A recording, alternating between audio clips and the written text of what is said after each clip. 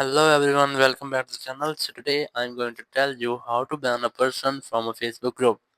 If you are admin of a Facebook group and you are trying to ban a person from your group, so you just need to follow these steps. First, open your Facebook group and here you just have to tab on manage, tab on it, and now just scroll down and look for people.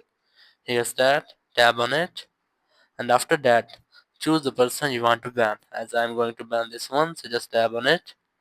And now here the option of ban from group, tab on it, and after that just tabbing, just select you what you want to do and then tab on confirm, and after tabbing on confirm you have will successfully ban this person from your Facebook group. Thank you very much for watching the video. Until next video, bye bye.